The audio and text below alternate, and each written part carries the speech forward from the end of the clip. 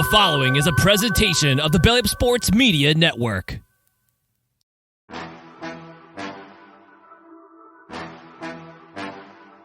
Fellas, let's get into the fight that happened this past weekend.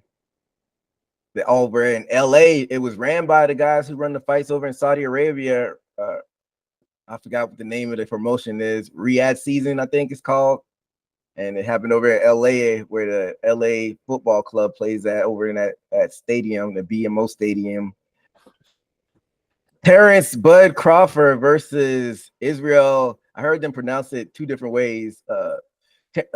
Sean Porter was calling him Madrimov, and Todd Grisham was calling him Madrimov, but I'm just going to say Madrimov. It went the distance. This is for the super welterweight championship. Terence Crawford was going up at the weight division, and the start of the fight, Terence Crawford switched immediately to the southpaw, which I'm like, okay, get kind of gauging him. And immediately with the first 3 rounds, they were both kind of like download information and figure each other out, and it was kind of like a chess match. And towards the end of round 4, Madrimov landed a big right hand, but you could tell Crawford was a little frustrated in those early rounds. And skipping to round 6, Crawford was landing some good body shots. But then if you look at round 8, the pace started picking up with both of the guys, and Madrimov started splitting Crawford's guard. But Crawford was throwing back shots in exchange, and towards the end of the round, Madrimov landed that big right hand and almost dropped Crawford. I thought Madrimov had a nice 9th round too. He was sticking and moving, and he also landed that big left hand that snapped Crawford's head back. And I'm like, all right, we're in a fight. And moving on to the championship rounds, I think that's when Crawford was kind of finding his groove. He turned it on towards the end of that 11th round and landed some big shots. And round 12 was a good back and forth. Both guys landed shots, but I think Crawford was a little bit busier, and he was able to get that unanimous decision. And what were your thoughts on this one, Chris?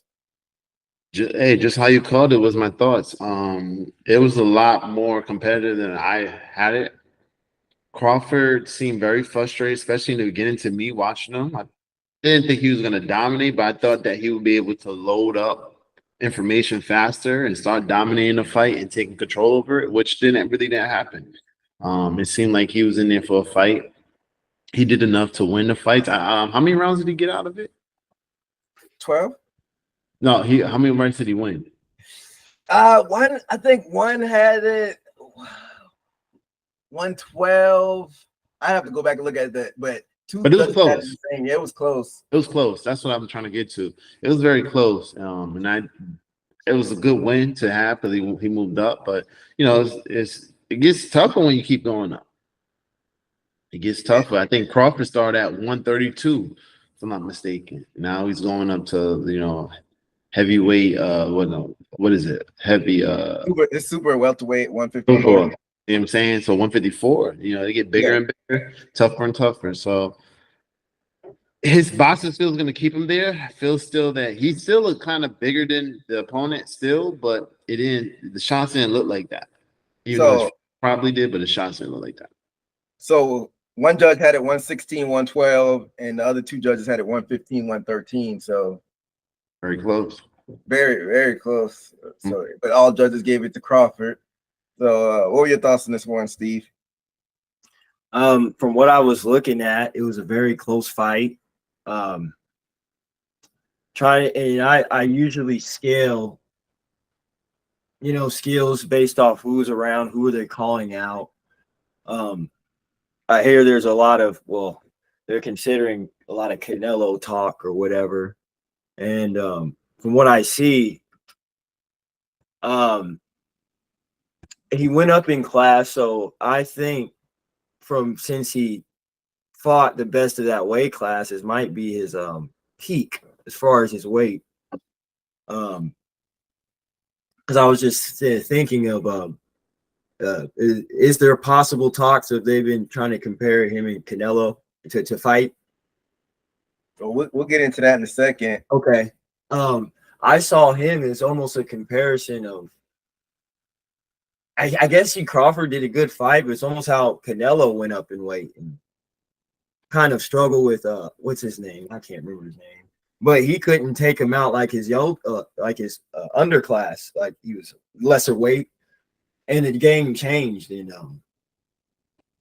I guess I have to do more boxing studying. But is Canelo a higher weight class than default right now, or What? Yeah, Canelo, his weight class that he's the best in, I think, is 168, which is super middleweight. But he's won the light heavyweight titles at 175. But I think he's a little bit undersized for 175. But I don't think Canelo will go back to 160. I think 168 is his his perfect weight class. I mean, his bread and butter, quote unquote. Yeah, he fought at what? He started at 140, 147, then 54, then 60, then 68, then 17. He ain't going back. He ain't going back. He ain't going back down. The money had to be crazy for him to go back. Oh yeah, he definitely ain't going no super welterweight. So if Crawford wants to get that fight, he'd have to go up like 160 at minimum. Yeah, that's even pushing it. But yeah, at the minimum, it'd have to be 160 at middleweight. Yeah, that's what I felt like it was. Or it kind of reminded me of a Canelo Golovkin situation. How they were fighting back and forth. I want Crawford to do good, but I do see that if isn't having a landslide like his past way, I think he needs to get some sit down the draw board and see who to fight and work up your repertoire, your muscle or whatever to compete with these guys. Because I would like to see him destroy him like he did in his lower weight class. Yeah, going back to what you said, Chris, I thought he would download the information a little bit quicker, and I thought later rounds he would just be too overwhelming for Madrimov and get him out there. But goes to show you back to what they always say is weight classes for a reason, and he didn't look as powerful as he did at 147 at his prior fight, where he just got Spence out of there. He got Errol Spence out of there. And I don't know, man. Like before the fight, they were talking about the super fight with him and Canelo, man. I don't think he want those Canelo problems. People kind of criticizing Canelo lately because he's been kind of ducking people. And we've talked about that before, but Canelo's still Canelo at the end of the day. And he just might be too big for Crawford. I think Crawford's going to reassess if he wants that fight now. Because like I said, the weight class is for a reason. And those 5, 6, 7 pounds that he had to go up to super welterweight, it shows because Madrimov was in there. Like he was stinging them, but he wasn't like, you didn't see he was just completely outpowering them. So I don't know. What's your follow-up on that, Chris? Well, I think when you assess it as your Crawford, you look at Canelo and you know what that can bring for you as a fighter. I feel like he thinks he's taller than Canelo. He has more of a reach than Canelo. And he thinks he might be a better boxer tech-wise, like skill-wise, not a better boxer, period. But just skill-wise, he might be better because he can go lefty and he can go right-handed at any time. So he can switch up the game. So technically, you're looking at that as your fighter. Like, I'm pretty bigger than him. I'm taller than him. I got more reach. I can switch sides on him. I can go left or righty on him at any time. So I can see why he wants to fight. But, looking at it, does that power that you have come up to that weight? But now we're not looking at 154, right? Because we're thinking that, but Canelo's not going to go there. So now we're asking him to jump up almost 3 weight classes from his power weight to fight Canelo. Would that trend with 160? Will he have that power to knock him out, or even to push him away or make him strong?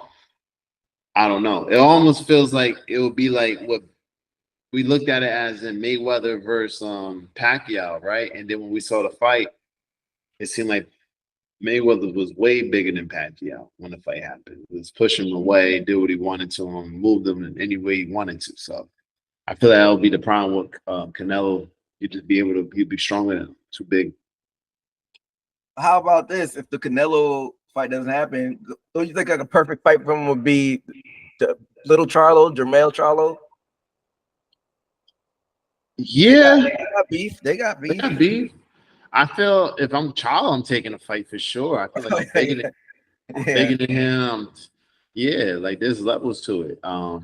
But yeah, I think I again Crawford got to be careful. He's playing with water right now. I feel like you want to jump up to 154 to say you want to fight these guys, but these guys are kind of big too up there. I don't know if that power transition up there. So it's interesting to see. You got to see more fights up there.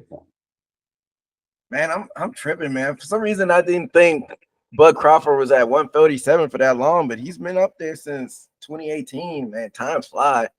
So I was like, Yeah.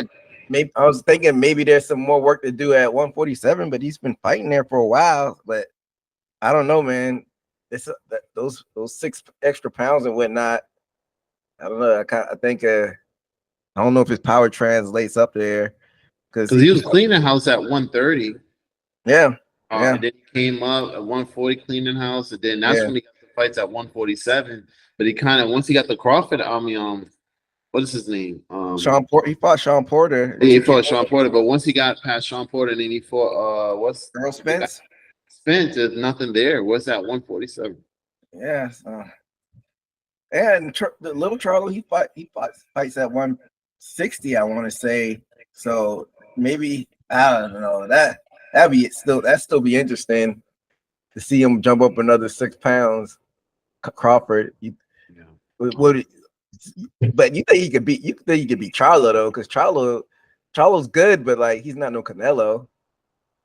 True, but you're going up in weight. You gotta respect the weight classes. That's what we've been saying all the time. You gotta respect it. Don't come up that way. Yeah. Crawford would need to catch weight. He would need to drain him out. Like he almost had fighting Crawford going up is almost like someone fighting Tank. You just can't go in there fighting Tank and think you're gonna be 150 or 160 the next day. You're not gonna do that. He's gonna fight you. You're gonna probably be at like maybe 5 to 10 more pounds heavier. You just can't go up too heavy on these guys. It's not a free fall.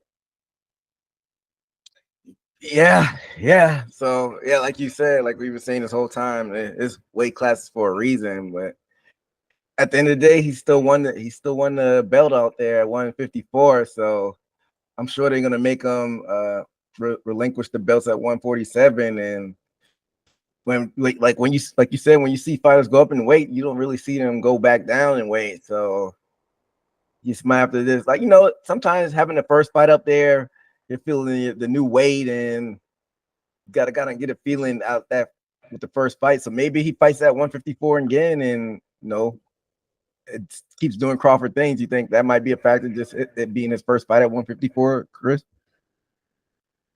Yeah, I think he's gonna go. He's gonna continue up there, like you said. Once they go up, they don't come back down. It's hard to get yourself back down to 140 or 147 when you just didn't have to your last fight. So then to keep going up, and eventually he might get to 160. But right now he's a champ, so respect to him, and let's see some good fights from him. Yeah. Well, we'll see what happens with him. Thank you for checking out this Haymaker Combat Sports segment. This full episode could be found on the Haymaker Combat Sports YouTube page and in audio form on all major podcast platforms. Until next time, peace.